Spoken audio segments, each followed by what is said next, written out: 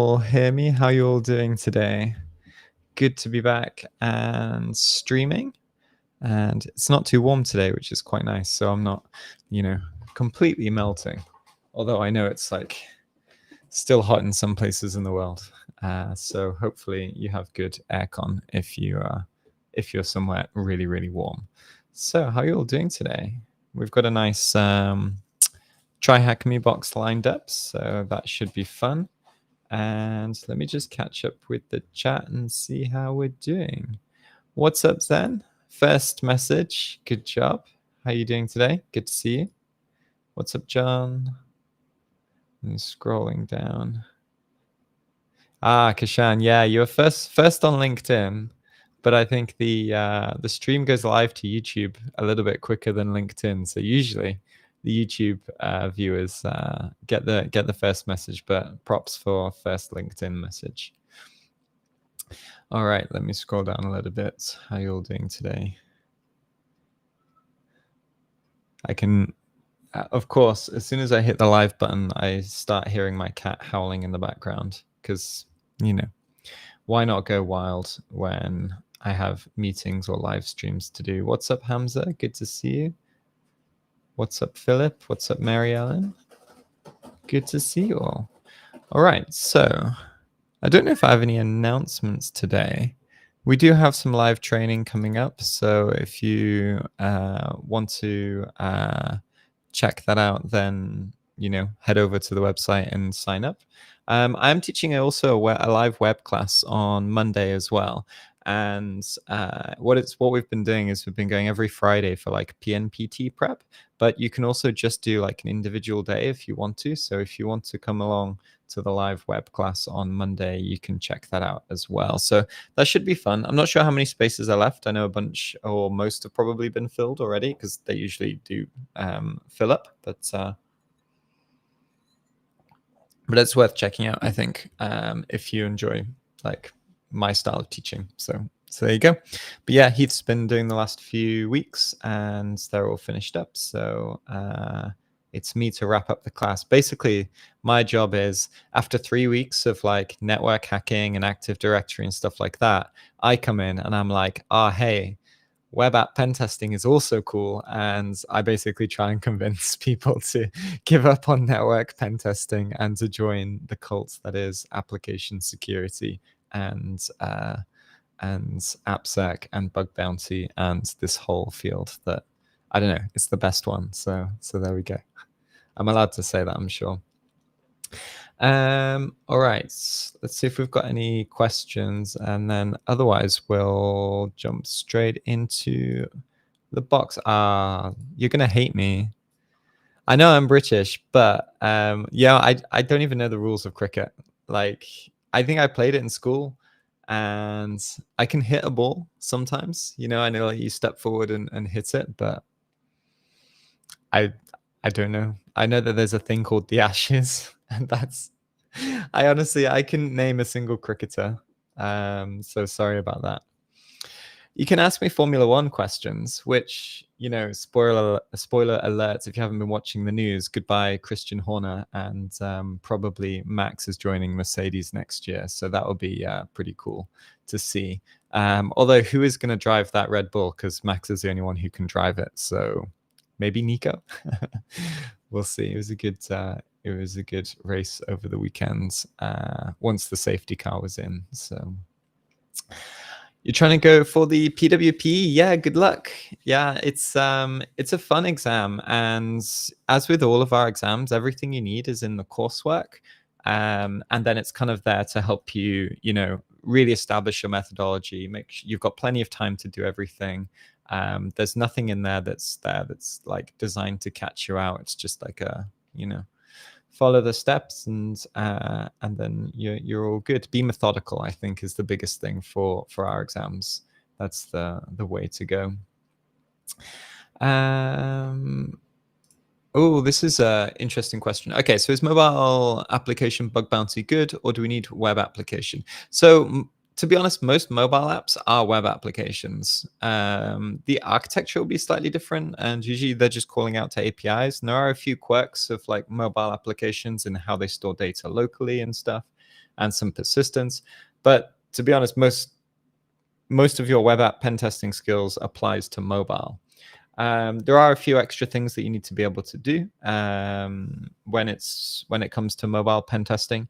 And I think because of the barrier to entry, because I don't know, maybe it's just laziness, maybe it's because it requires setup. But I think the people doing testing mobile apps on bug bounty are far fewer than those testing the easier to access targets, if that makes sense, where you just fire up your web browser and then you're all good. So I think if you're going to do bug bounty, doing mobile apps is a great thing to do. And like I say, your web app skills will definitely help. So that's pretty good. Let's see, what else do we have?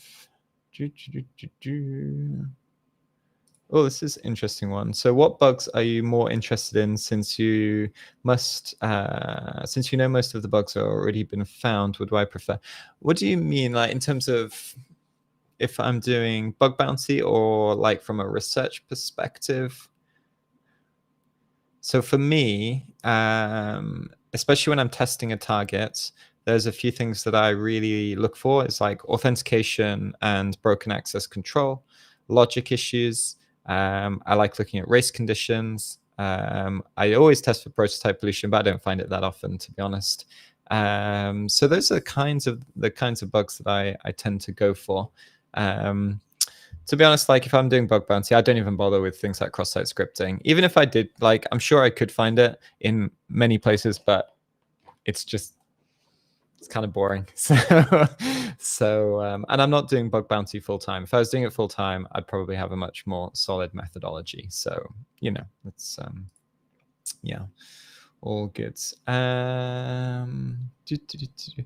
Hey, congratulations on clearing the PNPT.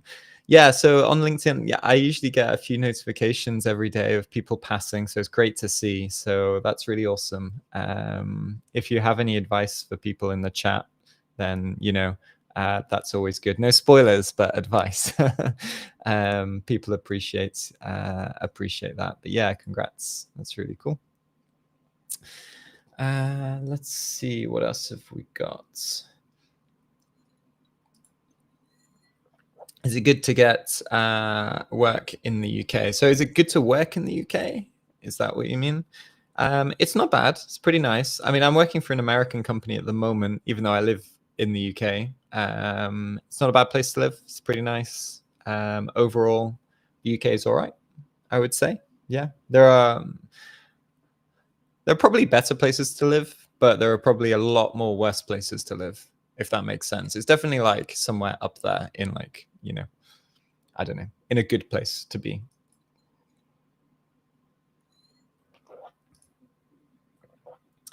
Got loads of questions today, which is awesome.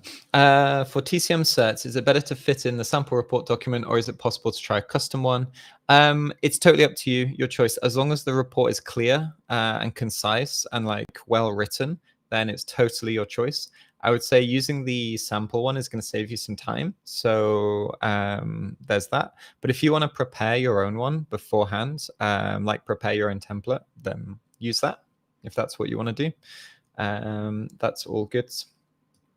So there's no real downside to using your own template, other than it's going to take you time to make the template, if that makes sense. So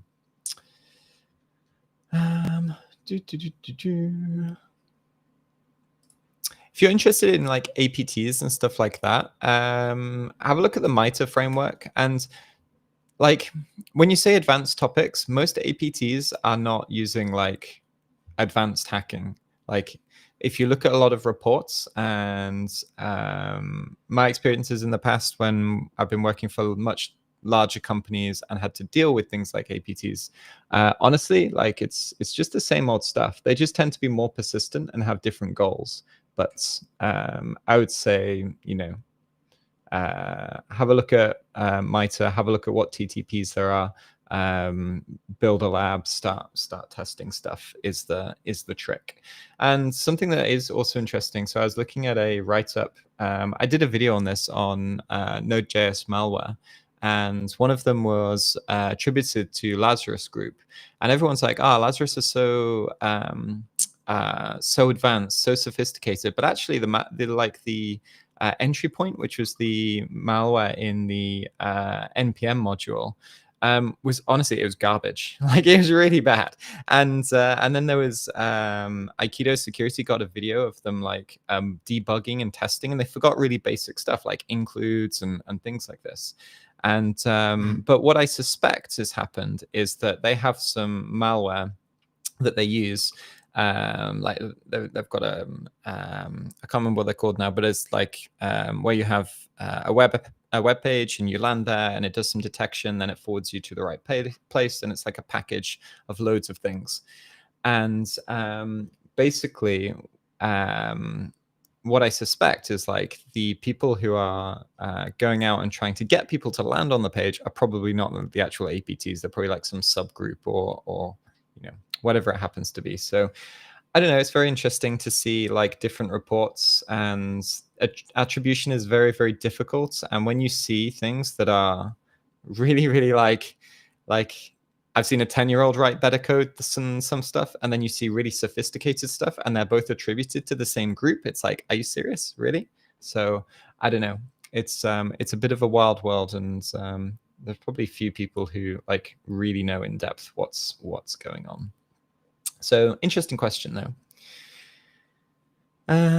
All right, I've got loads of questions. I'm gonna hop back to the chat for a minute, catch up with you all, then we'll do a few more questions, and then we'll at least start the box, and I'll do some more questions as we're going through the box, because otherwise we won't get started, and then you know, it's all good.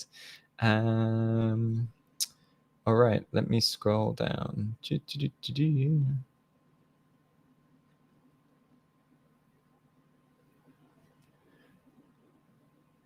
Oh yeah, I can see. Okay, I can see the chat now. There we go. How's it going?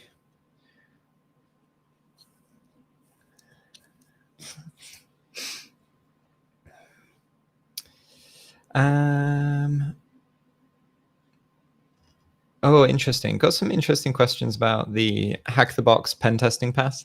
I think like the written content's pretty good. I think it's quite expensive if you buy all the cubes and do everything. But if you like that format of learning, then I think it's worth checking out for sure.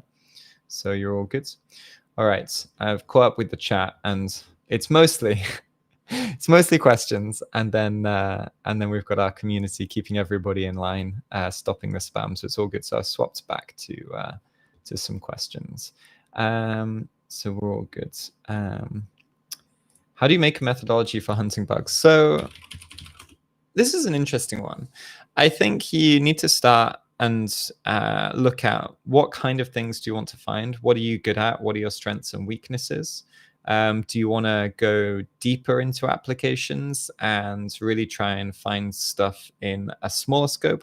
Or do you want a really, really wide scope and search for like greenfield, where you find like a domain or subdomain or something where nobody else has hit it first? Or do you want to go down like the automation route where you monitor targets and then look for changes, and then when there is a change you can be the first to it? So depending on like your approach and style and setup, that kind of really defines your overall methodology.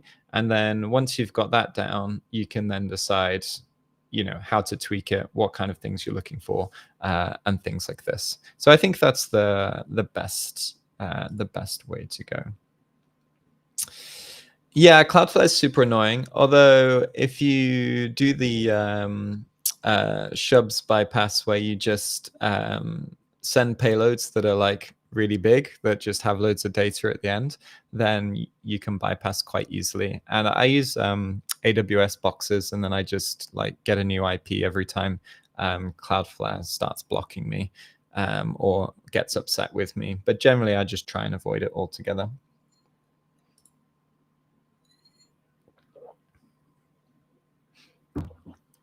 All right, let me start this box, and then I'll answer a few more questions. So where am I? Let me pull up Google Chrome. And how do I start the machine? All right, here we go.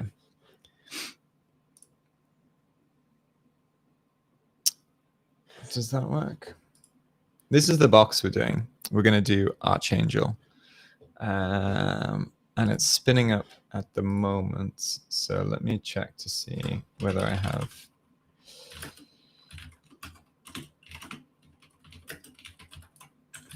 OpenVPN, this one. Okay, here we go. All right, I'm just gonna do this and then cd into CTFs and all right, so it's spinning up. So the IP should pop up in like 20 seconds or something like this. All right.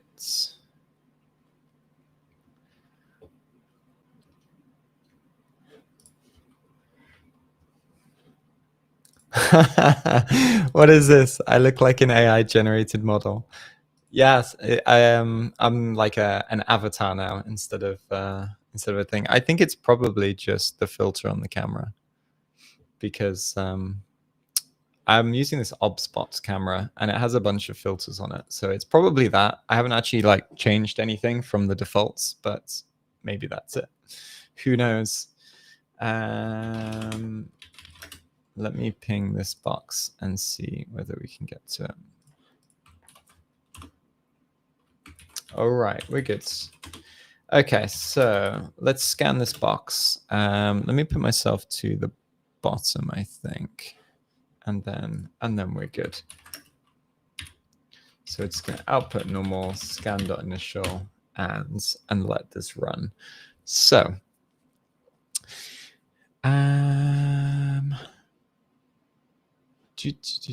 let me switch back to all chat for a minute. And then, only 22 and 80. This is what I like to see. So I did skim through boxes. I made sure that the box we're doing does have a web component. I've no idea what the privesc is, but at least it's got a web app for the initial shell. So that gives us something to go off. So let's come into, let's pull up Web Suites. He's not real. I think I am real. At the very least, my cats are real. I think Poppy's gonna wake up soon. She's behind the monitor sleeping in her like I put like a little cardboard box there and I put a blanket in there and she sleeps in there most of the time. So she loves it on the windowsill in the sun. All right, so let's open browser.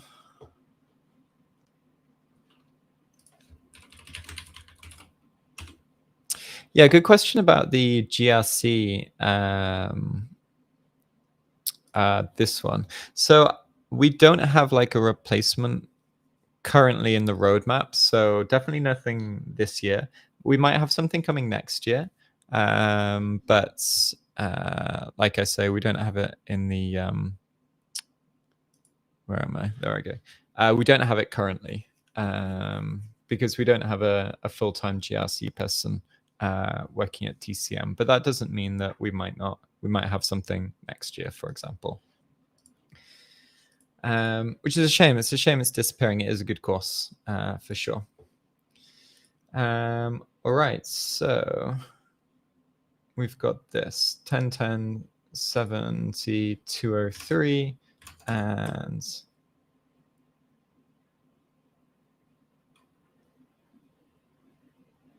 let's give this ffuf-u.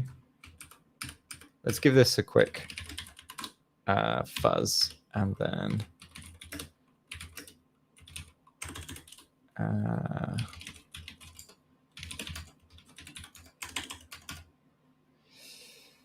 word lists. Common web des. See if we can find anything there. And then while we're doing that, let's have a click around. So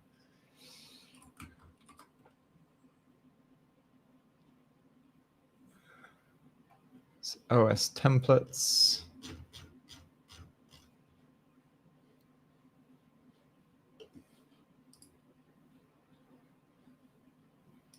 there's a domain here. So we can see here, my face is in the way. There we go. So we've got mafialive.thm, support mafialive.thm. I wonder if we need to use that domain, because then we might be able to find subdomains off of that as well. So let's give that a try. Oh, we've got the /flags. Let's just check that out quickly.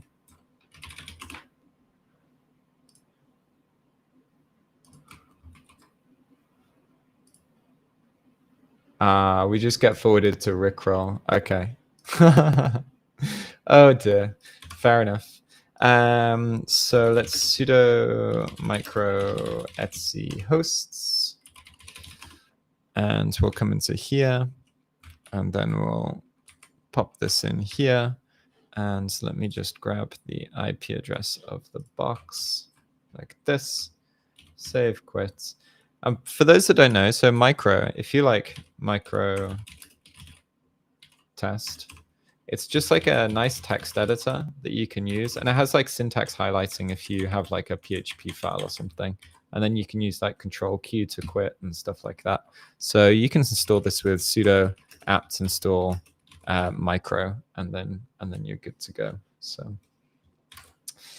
so let's try this. http://mafialive.thm. Ooh, okay.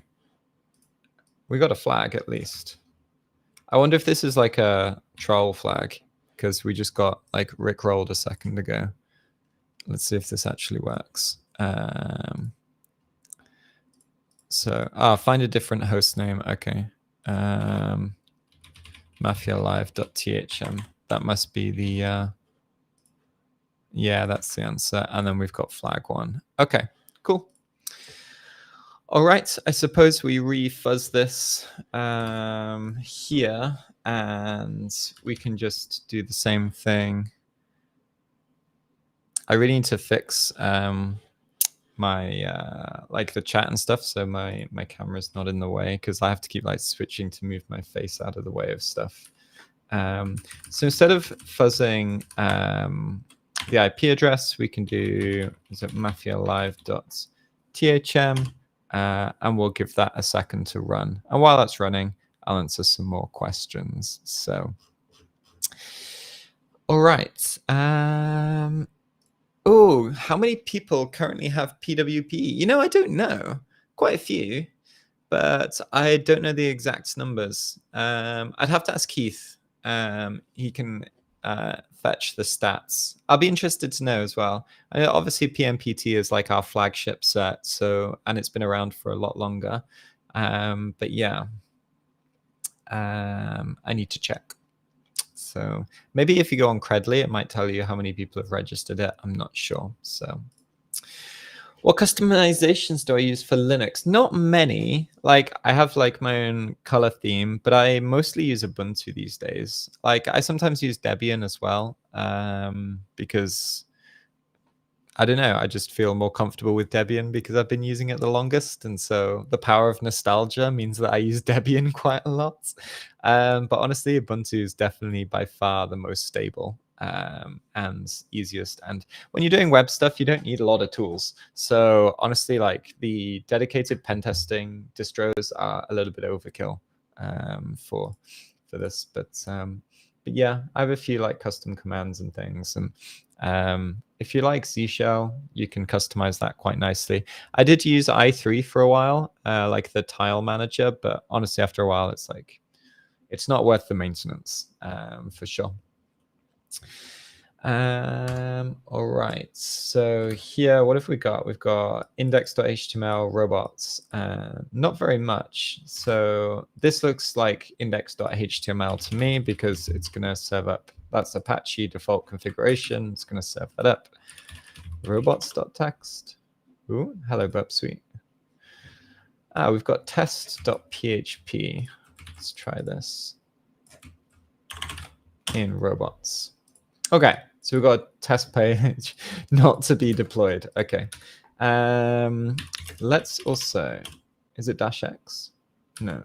Or is it -e? Yeah, I'm just going to try I'm going to refuzz it with the same list, but with the extension .php. Now you can see we found this test.php. I thought there might be some other PHP pages that we might not be able to find. So, all right, so we press the button and we get control is an illusion. And yeah, probably is. I don't know. Maybe. I try not to think about things like this too much because it makes my head hurt. So there's a clear issue here, which I think is the way. So I'm going to give you all a minute or so to think about this, because we're on the same page and we've pressed a button and something has changed. And if you want to see the code, it's here, like the code on the page. And I'll give you all a second to tell me what are we going to look at next.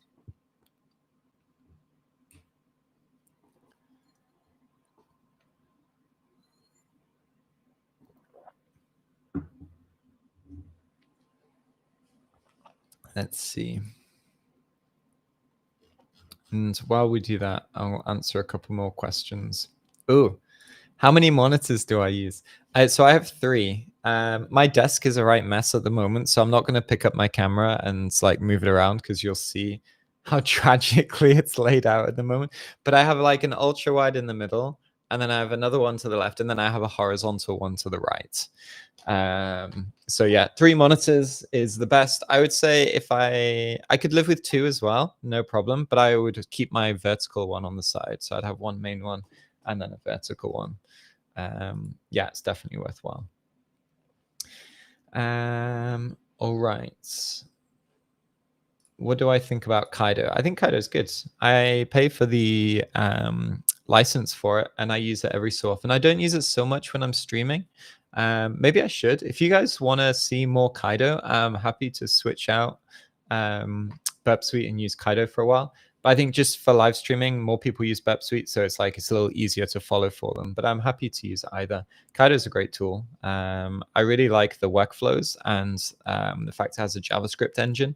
I automated quite a lot of stuff and quite a lot of checks in the workflows. I did a video on it as well. So that's really powerful. And there's more and more like plugins and things that are being added all the time. So the support in the community is really nice. And generally the UI is pretty nice and clean, and kind of helps me keep a slightly cleaner workflow. So here we've got view equals var www HTML development testing and then Mr. Robots. So this is clearly file inclusion. We're probably going to get local file inclusion. We might get remote file inclusion, but we can start testing this. So for example, I suppose the easiest test, let's switch over to Burp Suite actually, and just come to proxy, HTTP history, send this to repeater. Then it might be a little bit easier to see, especially if I move my face out of the way. So when we send this, we get, this is our response here, right? And this, it looks like we're going to this page called development testing / mrrobot.php. So if we change this to test,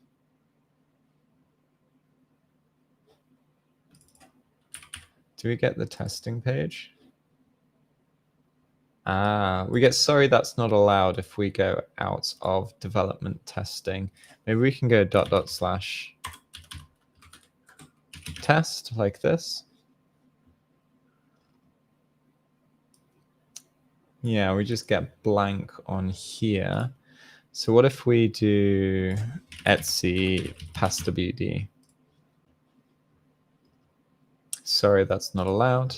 So what I'm going to do is I'm going to continue manual testing, but I'm also going to run intruder in the background. So here I'm just going to add this, and then we're going to go to payloads, and then let's see, fuzzing,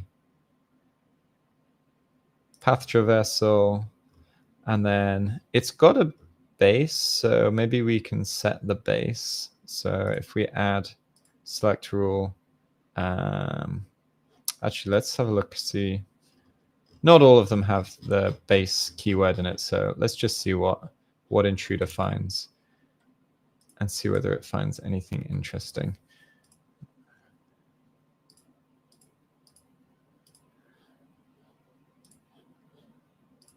Nothing too interesting. Okay.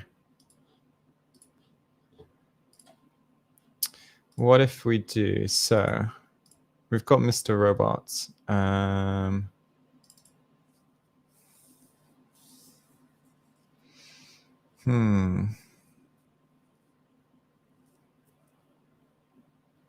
What if we use a filter and then we can return? So I want to return the, try and get the page that we're currently on so that we can see how this file inclusion is working. And then potentially from there, we might be able to move forward and get like RCE or something like this. So I can't remember how to do the filter off the top of my head. So I'm just going to come into, let's do Firefox. I just don't want tons of extra traffic going through my proxy. Let me see whether I've got this set up. Yeah, no proxy. Okay. So PHP filter wrapper base 64. Whoops. Oh my God. Come on, Chrome. Like, what's going on, Google? Got it. Yeah, no problem. You know, I don't know if everybody else like hates it as much as I do, but you know when you like pull up Chrome and it's like pop-ups, it's like restore pages, log in here, do this, do that. It's like just leave me be. Let me do my thing if I want it. And like you start typing and then it like messes you up. Let's have a look at the Invicti post. I'm pretty sure it's like we use the PHP protocol, and then we just do like filter convert base 64, but I can't remember the exact syntax. So this is filter read. It's probably on payloads, all the things.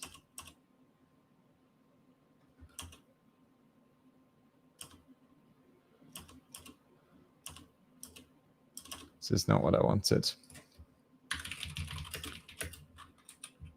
Let's see, payloads, all the things, PHP filter convert base 64. Let's have a look on here.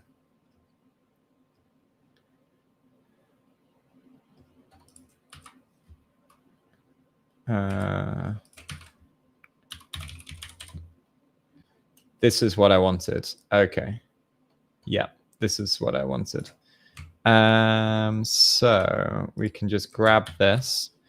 And then if we come back to Burp Suite, we can do view equals PHP filter convert resource equals this.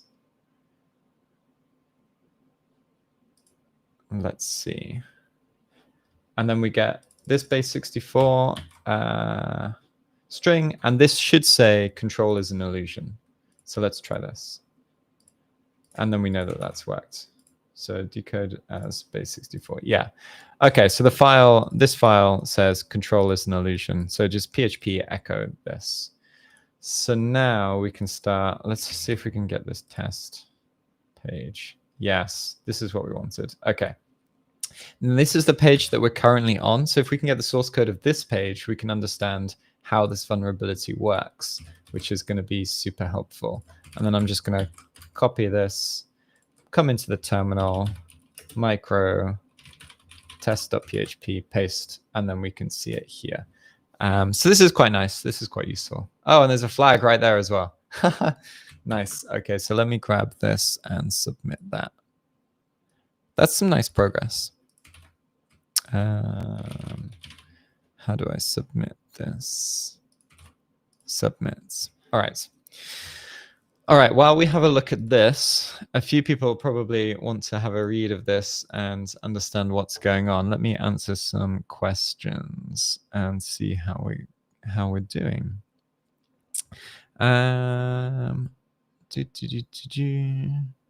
Let's see. Let me come over to the pinned ones and scroll down. There are a lot of questions, by the way. So just a heads up. Apologies if I can't get to all of them.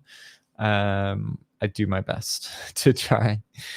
Do I use Nikto? No, not really, to be honest. I mean, it's probably sometimes useful, but it's a really old tool. I don't think it's been updated in a long time. And I think unless you've got some really obvious, really out of date issue, it's probably not going to find anything. I would say if you're on an internal network and you're attacking old internal systems, then it might be useful. But honestly, I've never ever used it on a pen test. The only time I've ever used it is in certain exams, which I'm sure you can guess which ones. So yeah, that's it really. Let's see. Let me scroll down.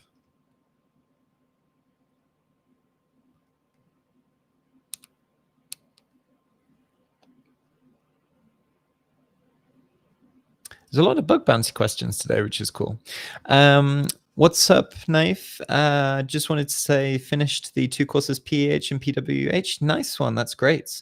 What do I recommend to go with now? Should I start doing bug bounty? Yeah, I think so. I think what I'd recommend is once you've done a few courses, start to change the ratio of learning to practical. So like when you just start out, what I'd say is that you want to do like 90% study and 10% practice. And then once you've done like a course, you maybe want to do 70% study and 30% practice.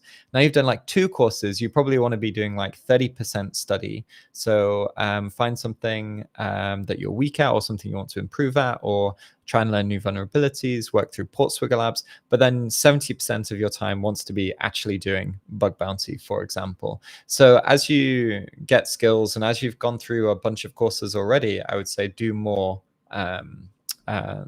actual bug bounty, or do more like live practice, if that makes sense, and a little bit less study. That's what I'd say. So your ratio kind of shifts. Like these days, for example, I do a little bit of study, like maybe 10% of my time is studying, and 90% of my time is like reading code, looking at open source projects, reading the blog posts of other people, and doing stuff like that. So just like, practical stuff, because most of the courses, like I go through a web app course and I already know everything in there. So, or I've seen it at some point in the past. Maybe it's just a reminder. It's rare that I see something new that I didn't know. So here we've got online 18. So we've got if contains string get view. So this is a super global get, and this grabs the variable view, which we're obviously using currently to grab the file contents. And if it matches on ... and let's see if it contains var /var development testing. Okay, so if it doesn't contain, because we can see this exclamation mark here, if it doesn't contain ... and it does contain var html development testing, then include the file. Otherwise, say, sorry, that's not allowed. Got it. Okay. So we need to bypass this check. And also, if we want to read files outside of here, we need to have this at the start of the path as well. So what I'm thinking is, for example, micro temp, if we have a payload, so we need var html, was it development testing, and then we can't do ... etc pass wd, but we might be able to do like double slashes, for example. We can't do triple dots, because even if we have triple dots, it's gonna catch the 2 dots.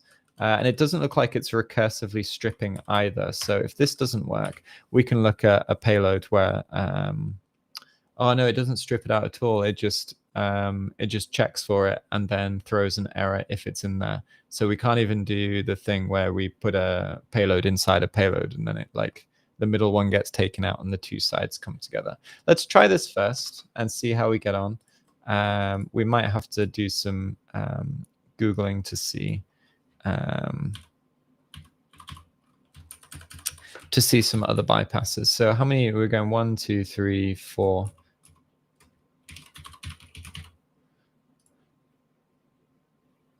Okay, so this bypass looks like it worked, and this should be the passwd file. So let's just go throw this in decoder. Yeah, we can see here we have local file inclusion. Nice. Okay, so since we can read files, I think, and because the file is using include here, I think we're going to have to try for log poisoning. I don't think the other like file gets contents and some other PHP functions gives us some funky stuff. But I think here, because it's include, we are going to probably be doing log poisoning. So what we want to do is try and find the log file and see if we can read that. So it's going to be in var www log, and then let's try access.log. No, that doesn't exist.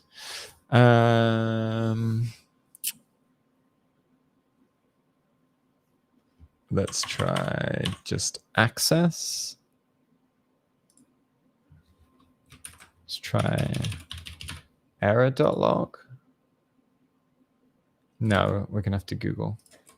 So Apache file default location. Var log Apache 2. That might be it. So let's try this. And let's try. Okay, so we can see here we've got this. We don't necessarily need the convert actually anymore because it's not a PHP file. There we go. Okay. And yeah, in here, look, you can see nmap when I scanned earlier. So we've got a user agent. So what I want to do is come to here. Let's send a request to repeater, see whether we can send a request and then find it in the logs. So if we do user agent QWERTY and send this, and then come back to this here, and then grab this again, and then my face is probably in the way, but I'm going to type QWERTY in the bottom corner, and yeah, it is in the way. There we go. You can see my request is here. So what I'm going to do is auto scroll to this. And then let's see whether we can get code execution. So let's just do something like PHP echo QWERTY2. Send this. Come back to here, send this once again. Yeah, and you can see like we have QWERTY2 without the echo around it. So we have code execution here, which is pretty nice. And then maybe we can do something like system $_get. And then we'll just do commands like this. And then if we come back to our original request here and then tag command onto the end as who am I? Yeah, we get www data. So we've got command execution here, which is pretty nice. So that's pretty good. Oh, any Java application AppSec videos? Honestly, I'm the worst person for Java. So I avoid it as much as possible, unfortunately. So I don't really cover it that much. I have done some Java code review, but it's not something that's like I'm really good at. So I'm hesitant to like make videos on it and stuff because like when it comes to Java, I struggle a little bit, unfortunately. So sorry about that. Cool. So here, let's try and get a reverse shell, and then I'll answer a bunch more questions. And hopefully we're following along okay. So if I do IPA, grab my IP address, netcat NLVP 4444.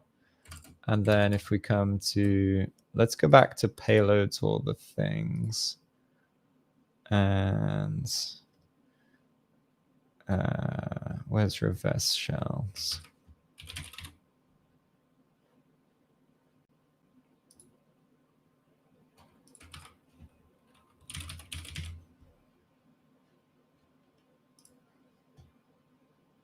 That's not what I wanted. Did I just see it? Where did it go?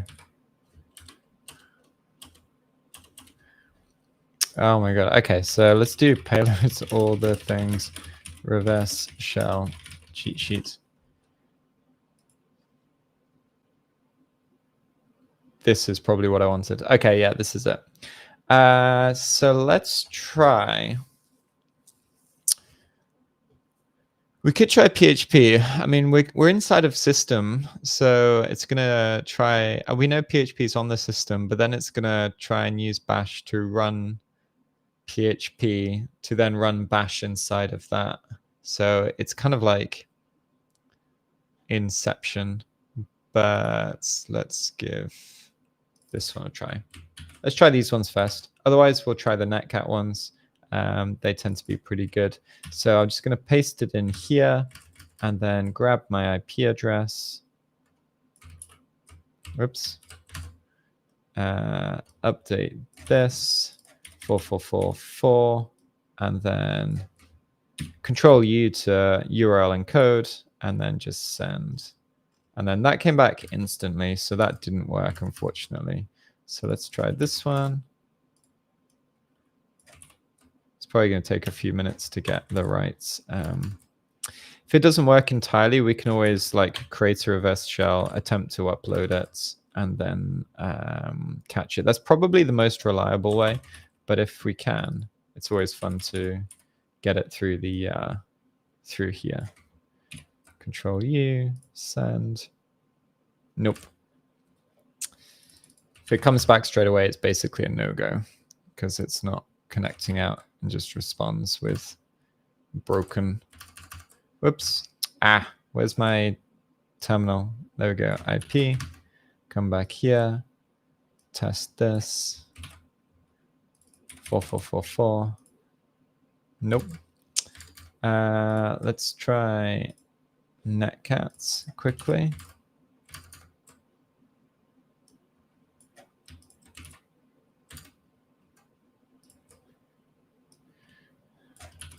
I know there's an app that you can use or a tool. I can't remember what it's called.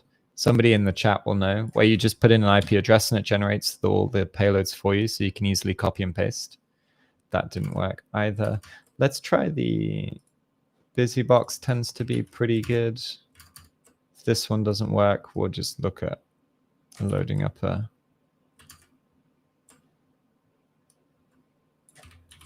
using the Pentest monkey reverse shell. There could be something else going on. Maybe it doesn't like 4444. Oh, okay. So that worked. And you can tell because it froze. Oh, like we didn't get the response back yet. But if we come back to here, we've got a shell. Nice. That wasn't too bad. That was a pretty fun sequence. I liked the fact that we had to check the source code to get the filter where it's like, you have to start with var dub development or whatever it was. And also the other filter that we had to bypass. So I like CTFs where there's kind of a few steps like that. Let me go back and answer a few more questions. So, this is a good one. Okay. What are my thoughts on source code review as far as bug hunting is concerned? So unfortunately, like most companies won't publish their source code. So for bug bounty, I think it's kind of like an underused skill. For me, I like doing code review just because I've done a fair bit of it probably. And I've written a fair bit of code as well. So that helps. I wish more bug bounty targets would also make their source code available because it would save us a lot of time and also we'd have better findings. So that's my kind of thoughts, but maybe one day we'll see a shift. But currently, nobody's, as far as I can tell, nobody's really publishing their source code, unfortunately, for bug bounty. All right. So let me keep scrolling down. Oh, this is good. Nice. A year ago, I would have had no idea what we were talking about, but today I feel like a superhero. That's awesome. That's good to hear. Always good to see you in the chat, Circuit. One of our regulars for sure.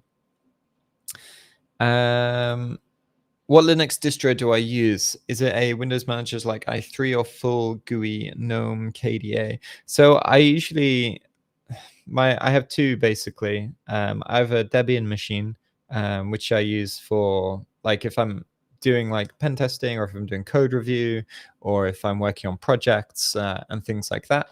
And then I pretty much use Ubuntu for everything else these days, even for like local web servers and things like this.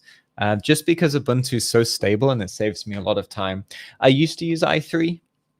I kind of got tired of maintaining it and breaking it and then fixing it. And, you know, I can't really afford to like lose half a day to just making i3 pretty these days. So I don't use it anymore. But yeah, this at the moment, I think is just stock Ubuntu with like a custom theme and that's it. So keeping it simple, I think is the best way to go for sure. All right, let's make this a little bit more stable. So have we got Python 3? Yeah, we got Python 3. So Python 3 -c import pty. Oops, pty.spawn. Can't type today. Same as every day. Like this. Okay. So here we are. In here, let's check out the home directories. So we've got Archangel or Archangel, not sure how to say it properly. And we get the user flag, which is pretty nice. Not sure if that's intended or not, but I will take that. Thank you very much. And it's interesting that, yeah, there's no other really interesting users on there. So there's my files and secrets here. So we can read this. They're both directories, but we can't get into secrets because it's owned by Archangel and the group has read, write, execute, but everybody else, which would include us, doesn't. So if we cd into secret, we get access denied, but we can read this. So there's a password backup.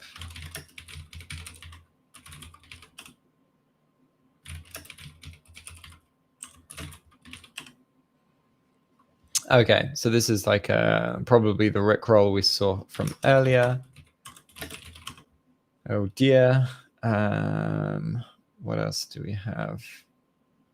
Let's see what's on here. /opt. Okay, so there's stuff in here that we need to look at. And the cron tab. Okay.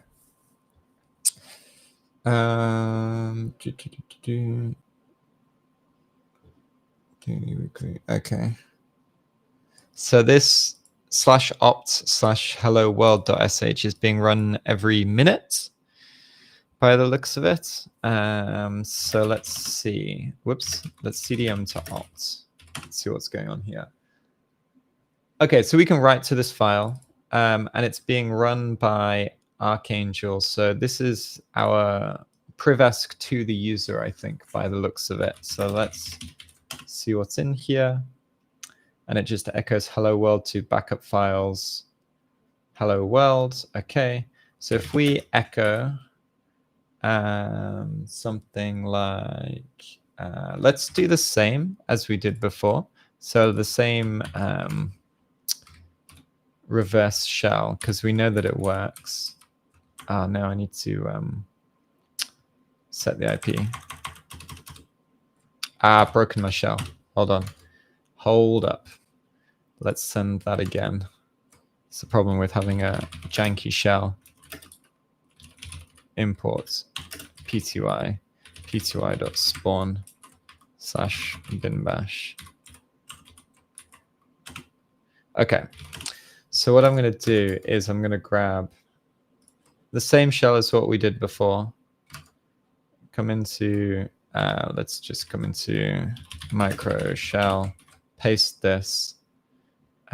What's our IP address? Grab our IP address in here, drop this here, 4444. Let's make it 5555, like this.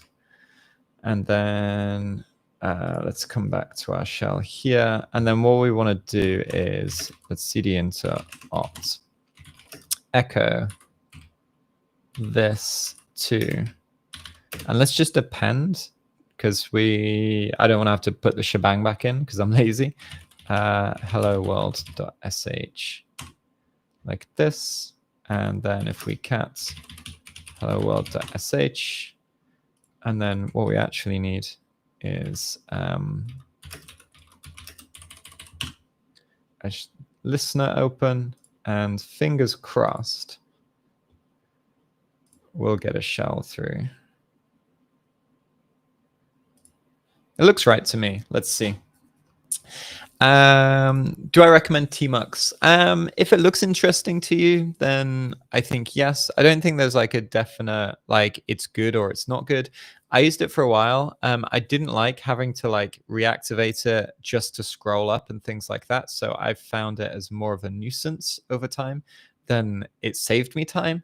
But some people love it and get on with it, and if you vibe with it, then that's great. Same with Screen, same with some others. But I think I used it for about 6 months, and I was like, I didn't really see the benefits for me personally, apart from showing off terminal skills. Like, it looks cool and it feels cool when you're doing it, when you do everything in the terminal. But is it really that practical? For me, it's not. So I think it's good, and I think everybody should try it. But that's it. What's my OS version? Whoops. uname-a. So there we go. Ubuntu 2022 at the moment, this one. But this is just one of many VMs that I have. Like, and I've like, cleaned up like at least 100 VMs in the last year. So there we go. This is Ubuntu 2022, this one. Did we use any Metasploit? No, we did everything manually so far. So no, I mean, there's nothing wrong with using Metasploit, but there's not a Metasploit module for the attack that we did for like the log file poisoning. And same with a lot of web attacks. I mean, obviously, like if it's a CVE against like WordPress or Drupal or something like this, there might be a Metasploit module, but most of the time, you can just find what you need, or you'll find some proof of concepts, and then you take what you need from it and launch your attack. All right, so we got a shell back as Archangel. So that's part one, I think, of our privesc. So let's do Python 3-c import pty.spawn /bin bash. drops us into a slightly more stable shell. Let's cd into secret because we couldn't get into there before, and looks like there's another flag, which is nice. So I'm going to grab this and then pop that in there, and then we've just got to root the machine. Oh. This might be the Privesc right here, because this file backup is owned by roots and has the group of roots, and it's a binary. So for jokes, let's just run it. So copy cannot stat user home Archangel my files, no such file or directory. So I think I can see the Privesc here, or make a good guesstimate on what the Privesc is going to be. If you want, if you're good with Privesc, feel free to, like, I'll give you a minute to talk in the chat. And what does this line tell us about probably what I'm pretty confident what the Privesc is going to be. And this is like a classic, classic, I don't know, classic Privesc attack. While we do that, I'll answer a couple more questions. So the Python 3 gives me like a proper environment with environment variables and things like that. It's like, you know, my Linux knowledge used to be quite good, but now it's not so good. But there's a difference between the shell that we had and the shell that we're in now. For example, if I exit out of this and do sudo-l, we're not in like a TTY shell, so we're not in like a proper shell. And if I go back into it, so if I copy and paste this here, I can now do sudo-l, for example. So there's stuff that you can't get to when you're in a non-TTY or like a non-fully interactive shell. Whereas when we use the Python, it spawns up like a fully interactive shell for us to act with. Somebody who's like a real Linux guru will be able to like tell you much deeper, like what's going on under the hood. But, you know, I just do web stuff. So that's it. But yeah, that's my understanding. I used to know a little bit more, but it's been so long since I needed the knowledge. My Linux knowledge has kind of been replaced by like Docker and containers and other stuff that I use more often. So there we go. All right. So let's see. Did anybody get the Privesc?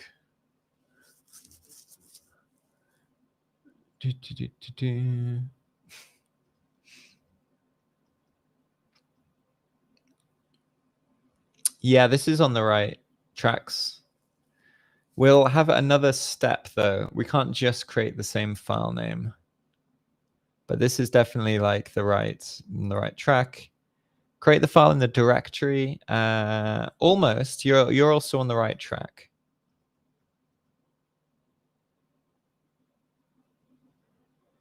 Okay, so here, when I run backup and whoops, where am I? Secret.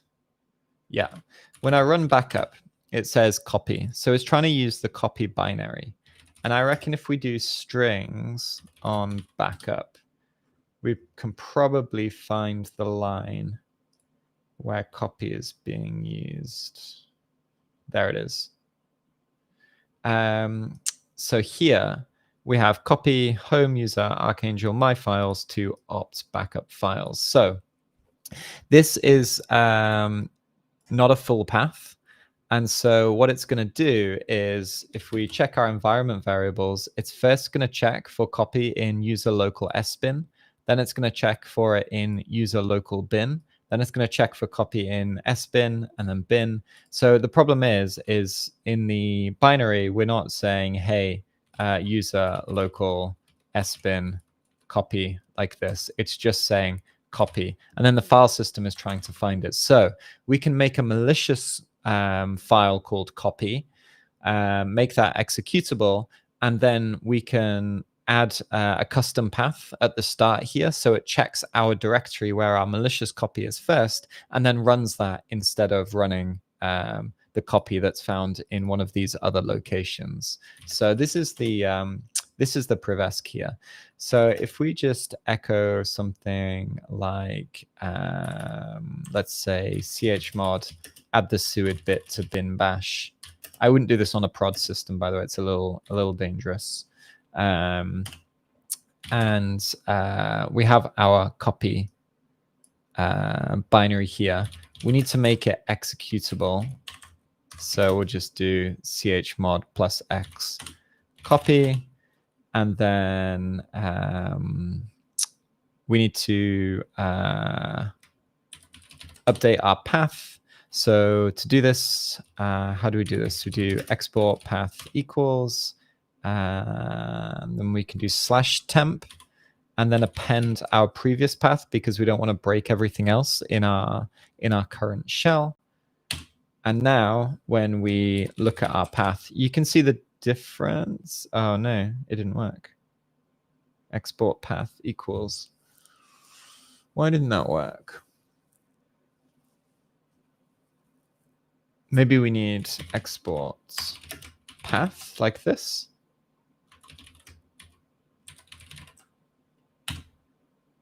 Yeah, okay. I think that worked. Yeah, so now you can see before we had user local sbin, user local bin, and now our path is /temp, then user local sbin. So when we run the binary, because it's got the suid bit, it's going to run as root, and then that binary is going to run our malicious copy, whatever it's called, copy file. So if we do ls/bin bash, and then we run home archangel secrets backup, and then we do ls-lh bin bash again, you can see the difference between here, it was executable, and now we have the suid bit set. So if we do bin bash with the privilege flag, we're root. Nice.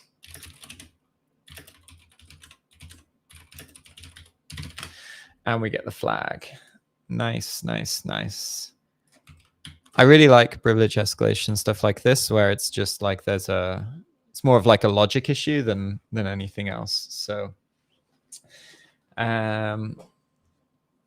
yeah, this is pretty nice. That was a fun box. I really enjoyed it. So there we go. If you guys have any questions about the box, then let me know. But yeah, that was a good one. Hopefully you all enjoyed it too. Yeah, this is it. So the absolute path is not mentioned for copy, so we can basically make our own and then add the environment variable. So yeah, this is solid. All good. Let's see. Oh yeah, so all of our live streams are all on YouTube. So if you missed the live stream, you can just go to the Cyber Mentor on YouTube, go to the live tab, and we're all there. So you're all good. You're all covered. Let me answer a few more questions before we wrap up today. And if I can, I will try and get Poppy for some cat tax. You gonna come here, Pops? Poppy, come here. Come here. She's just staring at me. She's like, no, I'm not coming to you. I wonder if she'll hold on, let me grab her. Come here. No. She doesn't want to be picked up today. She's dashed away. So no cat tax today, unfortunately.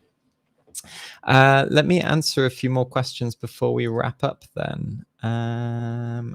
I can see, right? So just a heads up, we've got more than 50 pinned questions. So apologies if I don't get to your questions today.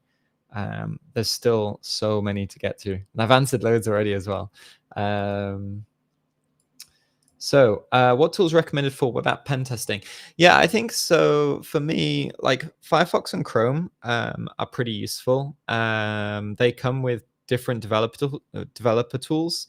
I like Chrome for debugging front-end JavaScript. I think it's a little bit better, a little bit more useful. There are some cool things, like there's some 3D views and stuff, so you can find like hidden components in front-end web apps and stuff, which can also be quite useful. And then Firefox has some really good plugins like the multi-account container. That's really, really helpful, where you can have different sessions in different tabs, and you don't have to keep like logging out, logging back in, getting new cookies and tokens and stuff. Other than that, choose your favorite proxy. It could be Burp Suite, could be Kaido. And then beyond that, I think that's it. You're kind of like set. I don't really use many other tools. I use FFUF, FUF, which is nice and fast sometimes. But yeah, that's it really. Poppy, come back. What are you doing? Oh, she's like lying on the ground with her belly up, and you know when cats do that, and then you go near them and you try and touch their belly, and they're just like, and yeah, I've got a few scars. She's just rolling around. She's wild. I'm not going to touch her while she's doing this. It's dangerous. Let's put it that way. So PHP web apps. Yeah, I think historically PHP is a very flexible language, and also has a lot of backwards compatibility, and it has a lot of old features, and also does some quirky things. So for example, non-strict type comparisons, so you can do like type juggling. Sometimes when you like throw arrays into functions, it does quirky things. So like traditionally, I think PHP is quite vulnerable. I think like PHP these days is much better than it used to be, or at least much more secure. Hello. Oh yeah, you nearly got away. Here she is. You gonna say hello, Poppy? You're just gonna look at me. She's gone all crazy. So PHP these days is a little bit better, I think, but you know, it all depends on the developer. You can have secure PHP web apps, or you can have, you know, really vulnerable ones. Same with Node, same with Java, etc., etc. So, you know, but I think if you want to learn like the fundamentals of web hacking, PHP is quite good, because like almost all of the classic attacks work on PHP. It demonstrates kind of everything because it's so flexible. Whereas other frameworks and languages are a little bit more rigid, and so the attacks are a little bit more specific to those, which is not necessarily a bad thing. But yeah. All right. Oh, can I recap the parts of changing the path? Yeah, I still have this open actually. So here, let me hide this one sec. All I did was, so if I exit out of here, so if you type env, you can see all of your environment variables, and the path, I accidentally created a new one, but the path here is what we wanted to update. And you can look at it by doing $path. And then what we can do is we can export, let's say path equals, and then we can do like something like my new path. And then we can append the old path to that, so that we don't like completely trash our shell. And then when we look at it again, you can see that my new path is at the start of the path variable, if that makes sense, the environment variable. So we're just using this export function here to do it, if that makes sense. All right.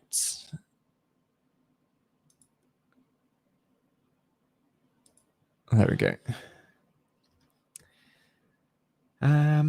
Oh, good question. This would be a lot. Too much for one session. What I recommend is go watch the Jason Haddock's bug bounty recon on YouTube. I think Jason does the best in terms of understanding how to really like go above and beyond when it comes to recon for bug bounty. So I would say go and watch that. Maybe I'll do a video on how I do recon, which is a little bit different. I did Jason Haddock's live training as well, and that also influenced how I like my own personal methodology.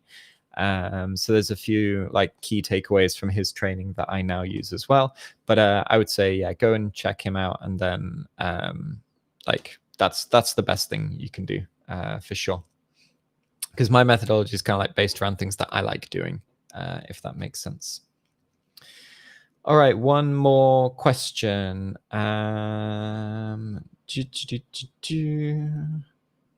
Let's see.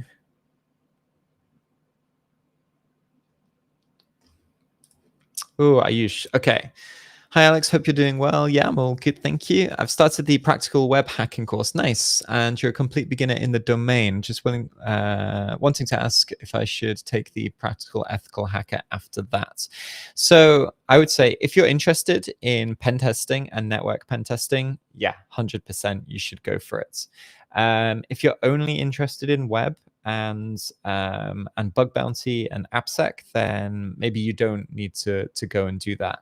I would say that if you don't have any like networking knowledge or Python skills and things like that, practical ethical hacker is still a good choice because it builds a lot of foundational skills that can be used across lots of different domains, not just pen testing, but it's kind of your choice, I would say. So it sounds like I think from the information you've given me, I think it would be a good choice for sure. But if you're really like, I'm 100% web and I love it and that's all I'm going to do, then maybe you don't. Maybe consider, just doing web stuff, if that makes sense. But it sounds like it's going to be a good option for you for sure. All right, and that's it for today's stream. So thanks everybody for tuning in. Don't forget to check out our live training if you're interested. Otherwise, the Academy, Discord, all good places to be. And I think I will catch you all next time. Thanks, everyone.